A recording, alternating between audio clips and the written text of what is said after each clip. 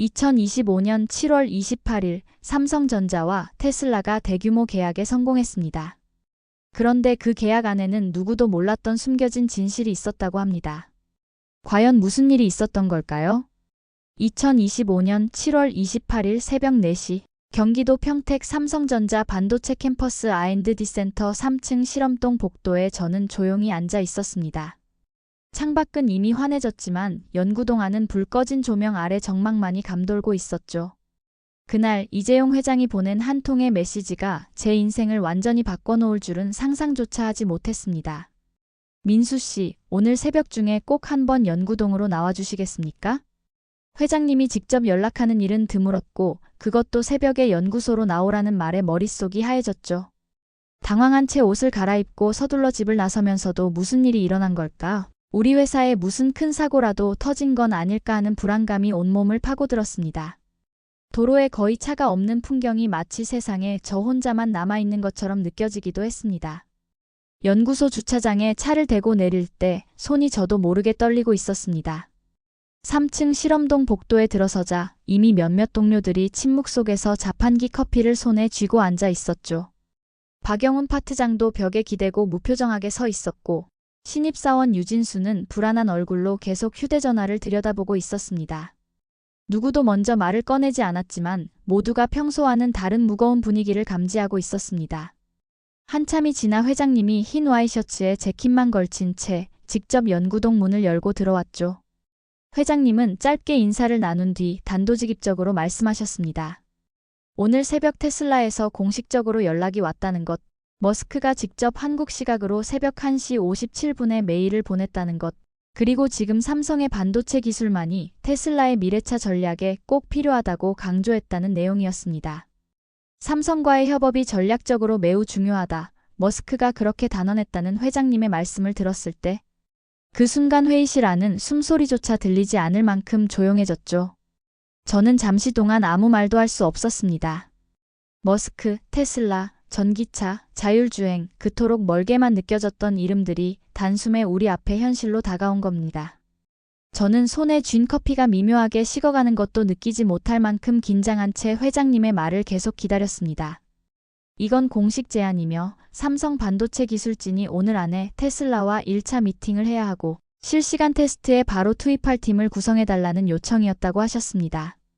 이미 미국과 화상 연결이 준비되어 있으며 지금 이 순간이 아니면 안 된다고 했다는 것이었죠. 누군가는 박수를 칠 만한 기회라 여겼겠지만 저는 무언가 커다란 파도가 조용히 우리를 덮치기 시작했다는 느낌을 받았습니다.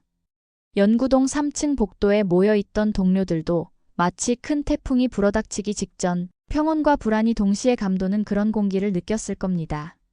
누군가에게는 그저 계약 소식일 수도 있지만 저희 삼성 반도체 연구원에게는 그 순간이 한국 기술이 세상을 바꾸는 진짜 시작점이라는 느낌이었습니다.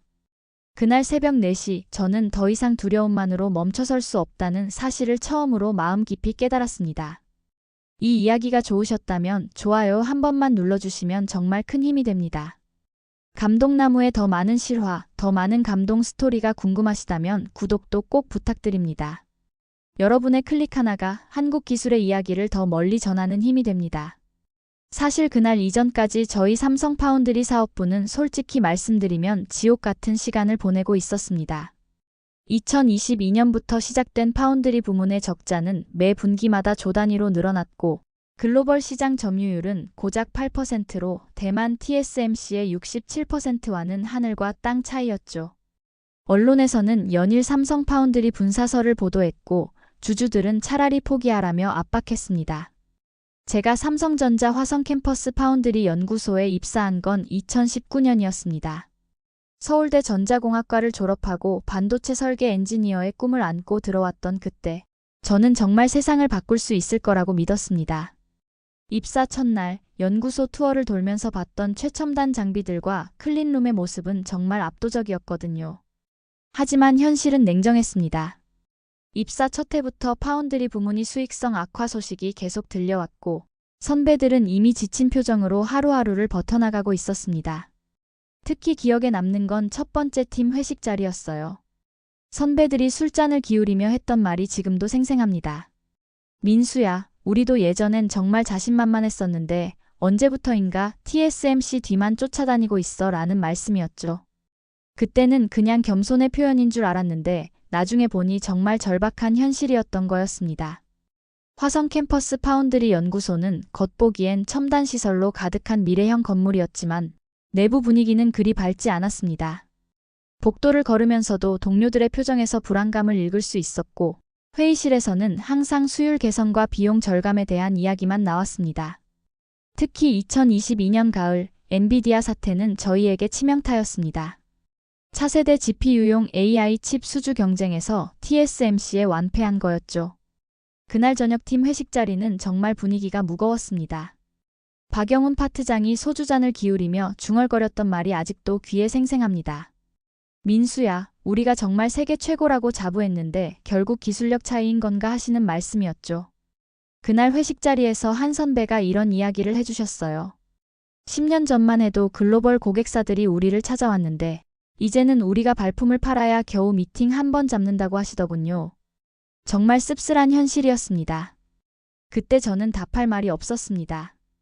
우리가 밤낮 없이 연구하고 개발한 3나노, 2나노 공정 기술이 과연 세계 시장에서 통할 수 있을까? 자신감이 흔들리기 시작했거든요.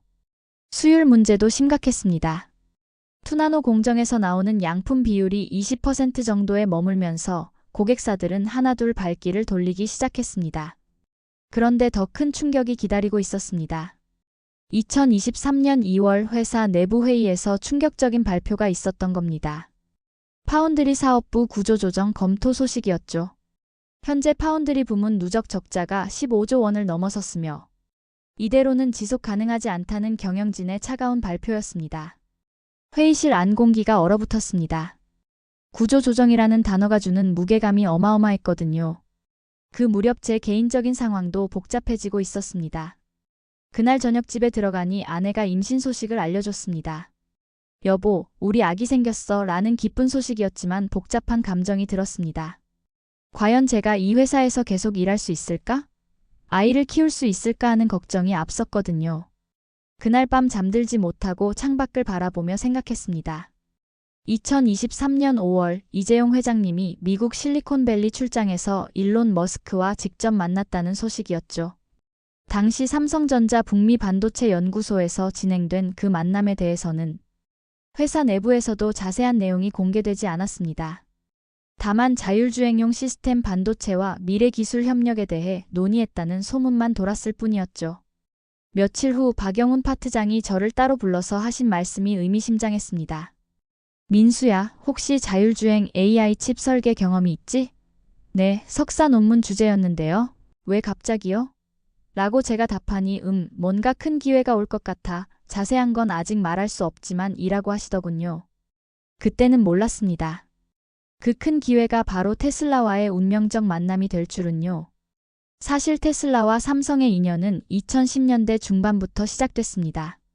테슬라의 AI4 칩을 삼성이 5에서 7나노 공정으로 생산하고 있었거든요. 차량 한 대당 한두 개씩 들어가는 자율주행 핵심 칩이었죠. 테슬라는 이미 2016년부터 자체 AI 칩 개발에 나섰고 엔비디아에서 독립해 자체 칩을 만들기 시작했습니다. 그 첫 번째 결과물이 바로 AI4였던 거죠. 그런데 문제가 있었습니다. 테슬라의 차세대 AI5 칩은 TSMC가 가져간 거였습니다. 2에서 3나노 공정으로 생산되는 더 고도화된 칩이었는데 우리는 그 기회를 놓쳤던 거죠.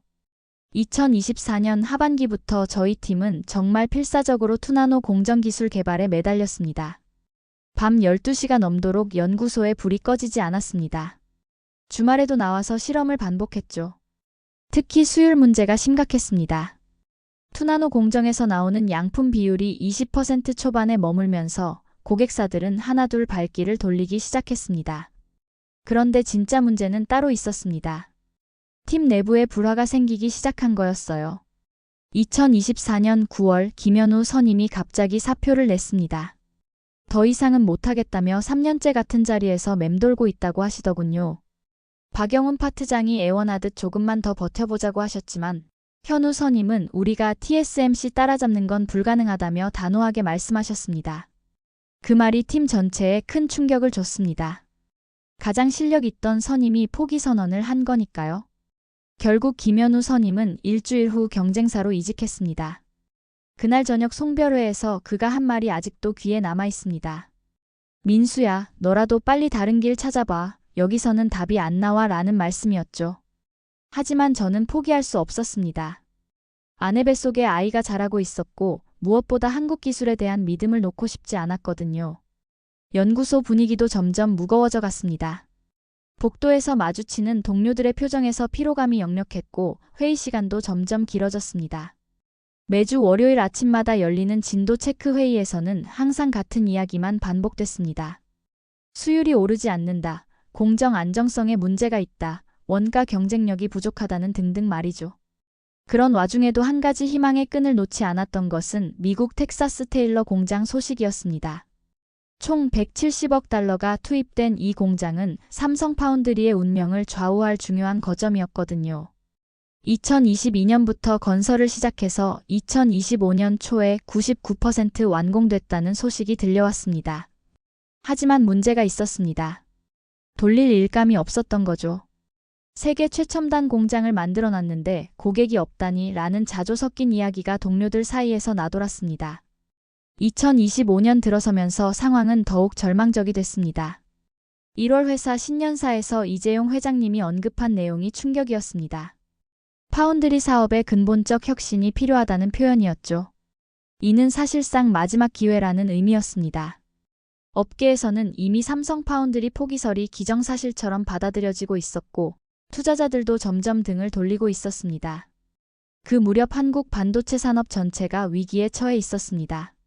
중국의 추격도 거세졌고 미국의 반도체 법안으로 인한 변수도 많았거든요. 그런 상황에서 파운드리마저 흔들리면 정말 답이 없는 상황이었습니다. 그런 가운데 미묘한 변화의 신호들이 감지되기 시작했습니다.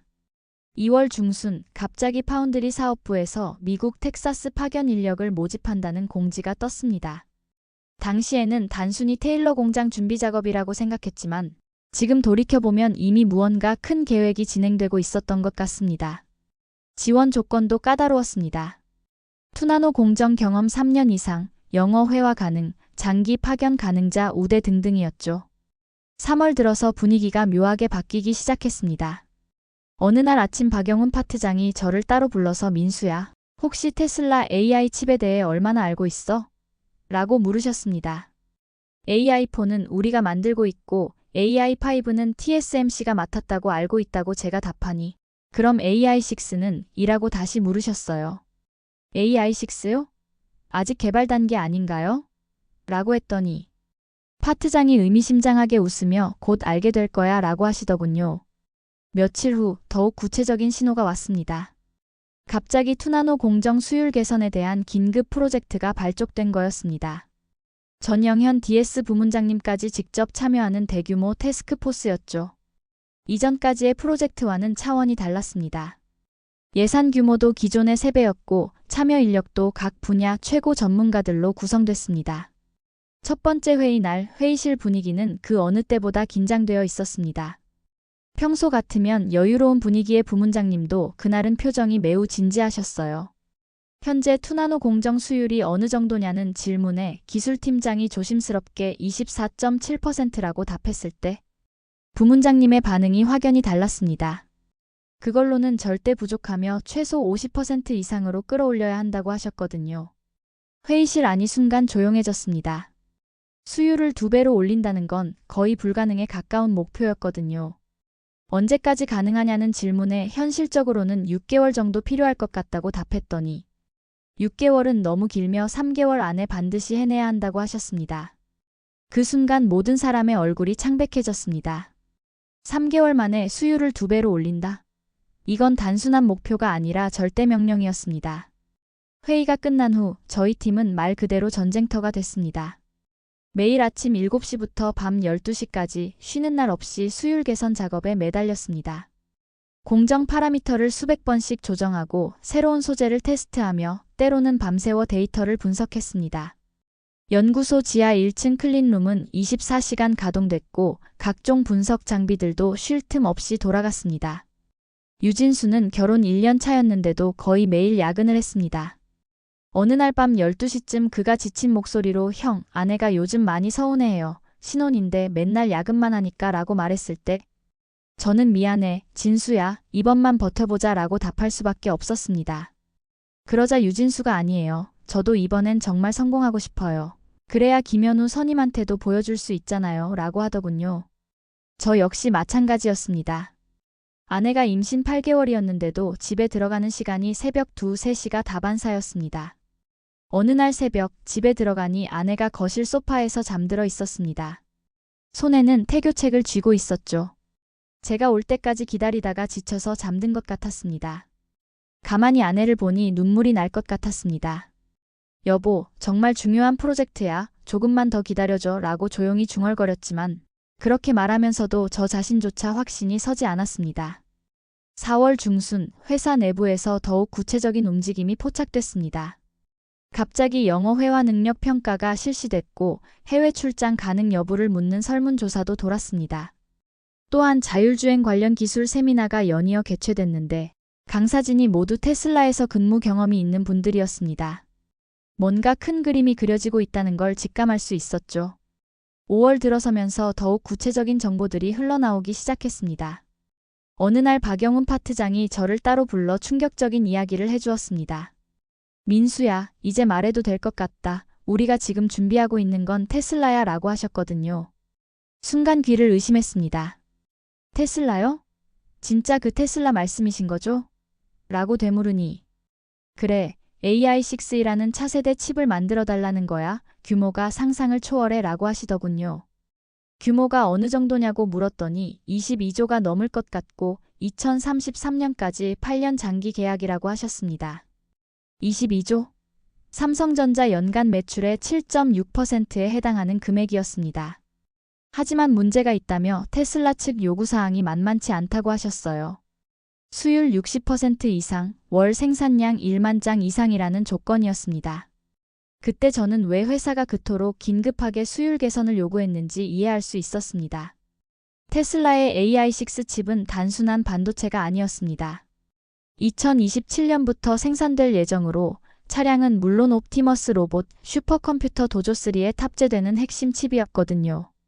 특히 AI6는 차량과 옵티머스 로봇에 각각 2개 이상 탑재되고 테슬라의 자율주행 훈련용 AI 슈퍼컴퓨터 도조3에는 보드 1개당 512개씩 탑재될 수 있다고 했습니다. 그날부터 모든 게 달라졌습니다. 단순히 일이 아니라 꿈이 됐습니다.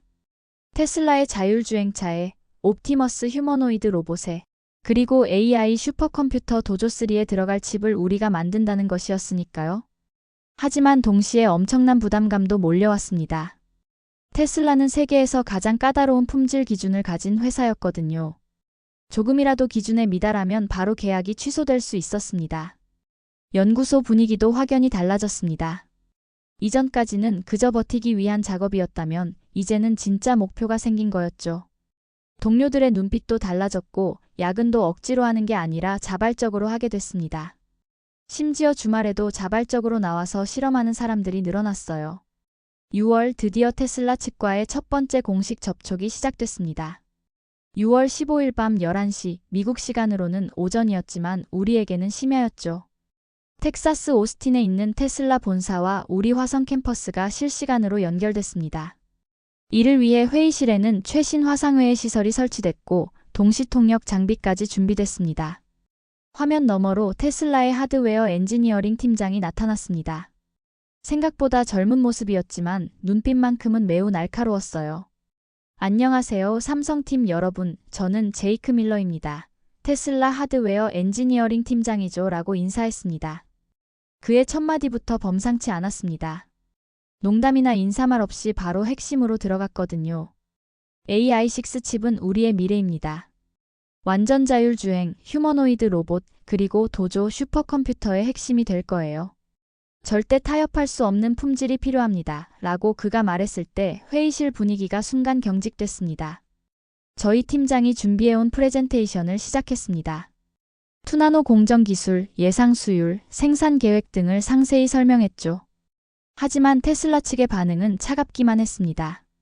수율 40%로는 부족하다며 최소 60% 이상이어야 한다고 했고 생산량도 더 늘려야 하며 월 1만 장으로는 계획에 맞지 않는다고 했습니다. 또한 가격 경쟁력도 TSMC 대비 20% 이상 우위여야 한다는 조건을 제시했어요. 하나하나가 모두 도전적인 요구사항들이었습니다. 회의가 끝난 후 저희는 모두 침묵에 빠졌습니다. 과연 해낼 수 있을까? 솔직히 확신이 서지 않았어요. 유진수가 불안한 목소리로 이거 진짜 가능한 거예요? 물었을 때 박영훈 파트장이 단호하게 해야 해. 다른 선택지는 없어 라고 답했습니다.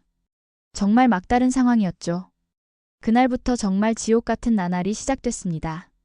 매일 새벽 6시에 출근해서 새벽 2시에 퇴근하는 생활이 계속됐어요. 주말도 없었고 명절도 없었습니다. 오직 수율 개선만이 목표였죠.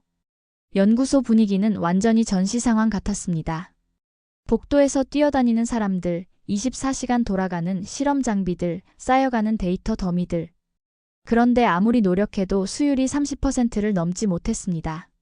매일 밤 실험 결과를 분석하면서도 답을 찾지 못했습니다. 온도를 조절해도, 압력을 바꿔도, 가스 농도를 달리해도 결과는 비슷했어요. 정말 벽에 부딪힌 기분이었습니다. 그 무렵 저는 정말 다양한 시도를 해봤습니다. 해외 논문을 뒤져가며 새로운 공정 기법을 찾아보기도 하고 경쟁사의 특허를 분석해서 힌트를 얻으려고도 했어요. 심지어 대학교 교수님들께 자문을 구하기도 했습니다. 하지만 어떤 방법도 근본적인 해결책이 되지 못했어요. 7월 10일 좌절의 순간이 찾아왔습니다. 그날도 밤늦게 실험 결과를 분석하고 있었는데 수율이 오히려 28%로 떨어진 거였어요. 이게 뭐야? 왜 더 떨어졌지? 라고 모니터를 바라보며 중얼거렸습니다. 옆에서 유진수가 답답한 표정으로 형, 우리 방향이 잘못된 건 아닐까요? 라고 말했을 때 저도 모든 것이 의심스러워졌습니다. 그 순간 박영훈 파트장이 연구소에 들어왔습니다. 얼굴이 많이 지쳐 보였어요. 아직도 있구나. 결과는 어때? 라고 물으시길래 파트장님, 수율이 오히려 떨어졌어요. 라고 조심스럽게 말했더니 파트장의 표정이 순간 굳어졌습니다. 얼마나? 28%요 라고 답하자 젠장이라며 한숨을 쉬셨어요. 하지만 포기할 수는 없었습니다. 그날 밤 저는 혼자서 모든 데이터를 다시 분석해봤습니다. 뭔가 놓친 게 있을 거라는 직감이 들었거든요. 지난 3개월간의 모든 실험 데이터를 하나하나 다시 살펴봤습니다. 새벽 3시 갑자기 이상한 패턴을 발견했습니다. 잠깐 이게 뭐지? 특정 온도 조건에서 수율이 갑자기 올라가는 구간이 있었던 거예요. 하지만 그 조건은 우리가 표준으로 사용하는 범위를 벗어나 있었습니다. 공정 매뉴얼에서는 권장하지 않는 조건이었죠. 혹시? 라는 생각이 들어서 곧바로 실험을 시작했습니다. 온도를 0.3도 올려보고 압력을 미세하게 조정하고 가스 농도를 바꿔봤어요. 매뉴얼을 벗어나는 모험이었지만 더 이상 잃을 게 없다는 심정이었습니다. 새벽 5시 믿을 수 없는 결과가 나왔습니다. 수율이 58%까지 올라간 거였어요. 너무 놀라서 곧바로 유진수에게 전화를 걸었습니다. 진수야, 당장 연구소로 와. 지금 새벽 5시인데요. 라고 하길래 됐고 당장 와. 대박 터졌어. 라고 외쳤습니다. 30분 후 유진수가 헐레벌떡 뛰어왔습니다. 무슨 일이에요? 이것 좀 봐. 라며 흥분을 감추지 못하고 결과를 보여줬습니다. 이거 58%? 진짜예요? 응. 3번 연속 같은 결과가 나왔어. 라고 답하자 유진수의 눈이 휘둥그레졌습니다.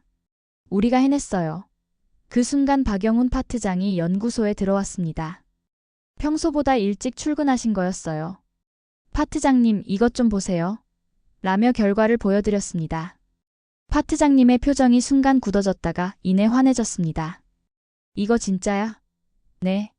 여러 번 테스트했는데 계속 같은 결과가 나와요. 어떻게 한 거야? 라고 물으시길래 저는 밤새워 발견한 새로운 공정 조건을 설명드렸습니다. 파트장님은 눈을 크게 뜨며 들으셨어요. 민수야, 너 정말 대단한 일 해냈다 라고 하시더군요. 그날 오후 긴급 임원회의가 소집됐습니다. 저희의 발견이 보고되자 회의실 분위기가 완전히 달라졌어요. 전영현 부문장님은 이제 테슬라와 정면 승부할 준비가 됐다며 자신감을 보이셨습니다. 좋습니다. 바로 테슬라 측에 연락하겠습니다. 라고 하시더군요. 드디어 우리에게 진짜 기회가 온 거였습니다. 한국 기술의 이야기가 널리 퍼지길 바란다면 좋아요 한번 눌러주세요. 여러분의 응원이 정말 큰 힘이 됩니다. 7월 25일 테슬라 측과의 2차 미팅이 잡혔습니다. 이번에는 우리가 새로 달성한 58% 수율을 바탕으로 한 제안이었죠. 미팅 전날 밤 저는 잠이 오지 않았습니다. 정말 이번이 마지막 기회라는 생각이 들었거든요. 침대에 누워서도 계속 실험 데이터를 머릿속으로 복기했고 테슬라 측에서 어떤 질문을 할지 시뮬레이션 해봤습니다. 새벽 2시 화상회의가 시작됐습니다.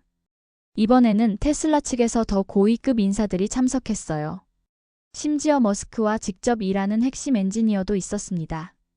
우리는 상당한 개선을 이뤘습니다. 수율이 58%에 도달했어요. 라고 저희 팀장이 영어로 시작했습니다. 테슬라 측의 반응이 달랐습니다. 처음으로 관심을 보이는 표정이었어요. 58%요? 인상적이네요. 어떻게 달성하셨나요? 라고 테슬라의 수석 엔지니어가 물었습니다. 저는 새로운 공정 기술에 대해 상세히 설명했습니다. 온도 조절, 압력 최적화, 가스 농도 제어 등 밤새워 발견한 노하우들을 모두 공개했죠. 이것은 효과적일 수 있겠네요. 하지만 우리는 일관된 결과를 봐야 합니다. 라고 테슬라의 수석 엔지니어가 중얼거렸습니다. 물론이죠. 우리는 일일 모니터링 데이터를 제공할 수 있습니다. 라고 답했습니다. 회의는 예상보다 길어졌습니다. 3시간 동안 기술적인 세부 사항들을 논의했어요. 공정 안정성, 양산 가능성, 품질 관리 시스템 등 모든 것을 샅샅이 검토했습니다. 테슬라 측에서는 정말 까다로운 질문들을 쏟아냈어요. 불량률은 어떻게 관리할 것인지, 예상치 못한 문제가 발생했을 때 대응 방안은 무엇인지, 경쟁사 대비 우리의 차별화 포인트는 무엇인지 등등 말이죠. 저희도 그동안 준비한 모든 자료를 총동원해서 답변했습니다. 그리고 마침내 우리는 관심이 있습니다. 다음 단계로 넘어가죠 라는 말을 들었습니다. 그 말을 듣는 순간 저는 심장이 터질 것 같았습니다. 회의가 끝난 후 저희 팀은 조용히 환호했습니다. 하지만 진짜 승부는 이제부터였어요. 다음 이틀간 정말 숨막히는 협상이 시작됐습니다. 계약 규모, 납기 일정, 품질 기준, 가격 조건 등 모든 것을 세세히 논의해야 했거든요. 밤낮 없이 미팅이 이어졌고 통역사들도 교대로 투입됐습니다. 7월 26일 밤에는 또 다른 위기가 찾아왔습니다. 테슬라 측에서 갑자기 추가 조건을 제시한 거였어요. 단순히 현재 수율뿐만 아니라 향후 개선 계획도 구체적으로 제시해달라는 것이었습니다. 2026년까지 65%, 2027년까지 70%를 달성할 수 있느냐는 질문이었죠. 이는 예상치 못한 요구사항이었습니다. 회의실이 조용해졌습니다. 70%라는 숫자는 현재 TSMC도 달성하지 못한 수준이었거든요. 모두가 고민에 빠졌어요. 그런데 그때 박영훈 파트장이 단호하게 가능합니다. 우리가 해내겠습니다. 라고 답했습니다. 저는 깜짝 놀랐습니다. 그런 약속을 하시다니 말이죠. 7월 27일 밤 마지막 협상이 진행됐습니다. 이재용 회장님까지 직접 참여하신 화상회의였어요. 회장님의 참여로 분위기가 한층 더 진지해졌습니다. 그런데 막판에 또 다른 위기가 찾아왔습니다.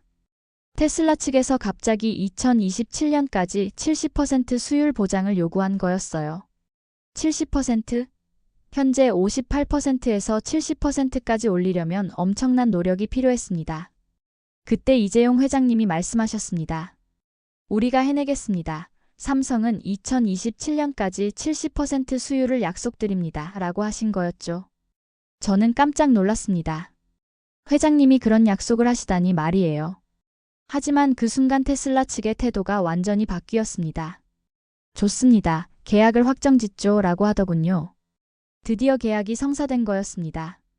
그 순간의 감격은 정말 말로 표현할 수 없었어요. 7월 28일 새벽 1시 57분 일론 머스크가 직접 보낸 이메일이 이재용 회장님께 도착했습니다. 우리는 삼성과 함께 나아가길 원합니다. 텍사스 공장을 AI6 전용으로 사용하겠습니다. 이 결정의 전략적 중요성은 아무리 강조해도 지나치지 않습니다. 라는 내용이었죠. 그리고 새벽 4시 제가 연구소 복도에 앉아있던 바로 그 순간 이 모든 것이 현실이 되고 있었던 겁니다. 오전 9시 삼성전자가 공식 공시를 발표했습니다. 글로벌 대형 기업과 22조 7,647억 원 규모의 반도체 위탁 생산 공급 계약 체결이라는 내용이었죠. 그리고 몇 시간 후 일론 머스크가 자신의 X 계정에 직접 올린 글을 봤을 때의 그 감동은 말로 표현할 수 없었습니다. 삼성의 새로운 대규모 텍사스 공장이 테슬라의 차세대 AI6 칩 생산에 전념하게 될 것입니다. 이 결정의 전략적 중요성은 아무리 과장해도 지나치지 않습니다. 라고 머스크가 직접 인증한 거였습니다. 세계에서 가장 혁신적인 기업가가 한국의 기술을 인정한다고 공개적으로 선언한 거였습니다. 그 순간 연구소 안은 완전히 축제 분위기가 됐습니다. 동료들이 서로 껴안고 박영훈 파트장은 눈시울을 붉히셨고 유진수는 아내에게 전화를 걸어 기쁨을 나누고 있었어요. 우리가 해냈다. 정말 해냈어 라고 저도 모르게 중얼거렸습니다. 3년간의 좌절과 절망이 한순간에 환희로 바뀌는 순간이었습니다. 그런데 더 놀라운 건 그 다음이었습니다. 머스크가 추가로 올린 글에서 계약 규모는 165억 달러보다 훨씬 더 클 수도 있다며 향후 추가 협력 가능성까지 시사한 거였어요.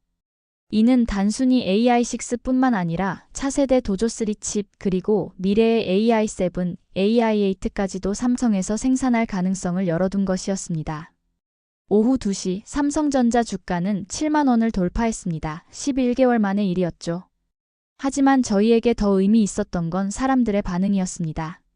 증권가에서는 이번 계약을 삼성 파운드리 재기의 신호탄이라고 분석했고 해외 언론들도 한국 반도체 기술의 부활이라며 주목했습니다.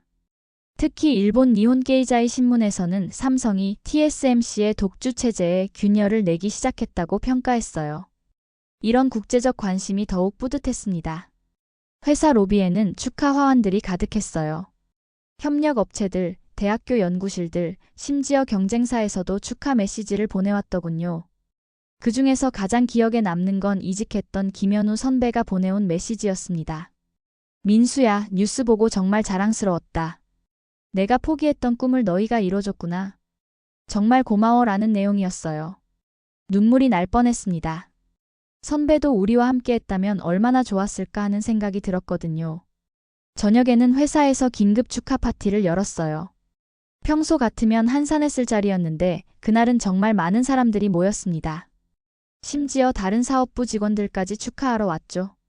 박영훈 파트장이 건배사를 하셨습니다. 여러분, 오늘 우리가 이룬 건 단순한 계약이 아닙니다. 한국 기술의 자존심을 되찾은 거예요. 라고 하시더군요. 정말 감동적이었습니다. 신입사원 유진수가 눈물을 훔치며 말했습니다. 사실 저 정말 포기하고 싶었어요. 하지만 끝까지 버틴 게 정말 다행이에요. 라고 하더군요. 저도 코끝이 찡했습니다. 포기하지 않았기에 가능한 기적이었으니까요. 밤 10시 드디어 집에 돌아갔습니다. 아내가 배를 부여잡고 소파에 앉아 있었어요. 임신 9개월 차라 많이 힘들어하는 모습이었죠. 여보, 뉴스 봤어. 정말 대단하다 라고 말하더군요. 저는 아내 옆에 앉으며 조심스럽게 배를 쓰다듬었습니다. 고마워. 그동안 혼자 너무 힘들었지? 괜찮아. 오히려 자랑스러워. 우리 아이가 태어나면 아빠가 얼마나 대단한 일을 했는지 꼭 말해줄 거야 라고 아내가 답했습니다. 그 순간 뱃속에서 아기가 움직이는 게 느껴졌습니다. 마치 축하해주는 것 같았죠. 그날 밤 저는 정말 오랜만에 편안한 잠에 들었습니다.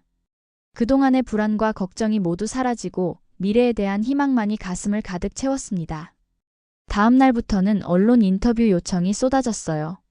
하지만 저는 대부분 정중히 거절했습니다. 이 성공이 저 혼자만의 것이 아니라는 걸 알고 있었거든요. 그 대신 팀 전체의 노고를 알리는 데 집중했습니다. 유진수 같은 신입사원들의 헌신, 박영훈 파트장님의 리더십, 그리고 포기하지 않았던 모든 동료들의 이야기를 말이죠. 일주일 후 회사에서 정식 포상식이 열렸습니다. 저희 팀 전체가 혁신상을 받았어요. 시상식에서 이재용 회장님이 하신 말씀이 인상 깊었습니다. 여러분이 보여준 건 단순한 기술력이 아닙니다. 포기하지 않는 정신, 그것이 진짜 한국의 힘입니다. 라고 하시더군요. 정말 뜻깊은 순간이었습니다. 이제 진짜 시작이었습니다. 2027년부터 AI6 칩 생산이 본격 시작되면 우리는 70% 수율을 달성해야 했습니다. 결코 쉽지 않은 목표였지만 이미 불가능을 가능으로 만든 우리였기에 할 수 있다는 자신감이 있었습니다. 그 일이 지난 지금 저는 이 모든 여정을 되돌아보며 하나의 확신을 갖게 됐습니다. 2025년 7월 28일은 단순히 삼성전자와 테슬라가 22조 원 계약을 맺은 날이 아니라 한국 기술이 세계 무대에서 당당히 인정받은 역사적인 날이었습니다. 이 성공의 이면에는 수많은 사람들의 숨겨진 노력과 희생이 있었습니다. 밤낮 없이 연구에 매달린 엔지니어들, 묵묵히 뒷바라지해준 가족들, 그리고 한국 기술을 믿고 마지막까지 투자해주신 경영진들까지 모든 분들의 마음이 하나로 모여서 만들어낸 기적이었습니다. 테슬라의 AI6 칩이 2027년부터 본격 생산되면 전 세계 도로를 달리는 자율주행차에 사람과 함께 일하는 휴머노이드 로봇에 그리고 인류의 미래를 계산하는 AI 슈퍼컴퓨터의 삼성 메이드 반도체가 들어갈 것입니다. 22조 7,647억 원이라는 숫자 뒤에는 단순히 돈의 의미가 아니라 한국 기술에 대한 세계의 신뢰가 담겨 있습니다. 삼성 없이는 테슬라의 미래 비전을 실현할 수 없다고 인정한 것이니까요. 결국 기술이란 사람이 만드는 것이고 사람의 마음과 의지가 담겨야 진정한 혁신이 가능합니다. 2025년 7월 28일 한국의 기술자들이 보여준 것은 단순한 기술력이 아니라 포기하지 않는 정신이었습니다. 그 정신이 있는 한 대한민국의 미래는 분명히 밝을 것입니다. 이 이야기를 끝까지 들어주신 여러분께 진심으로 감사드립니다. 만약 이 영상이 조금이라도 의미가 있으셨다면 구독과 좋아요로 응원해주세요. 한국의 기술자들이 만들어가는 더 많은 감동 스토리를 여러분과 나누고 싶습니다.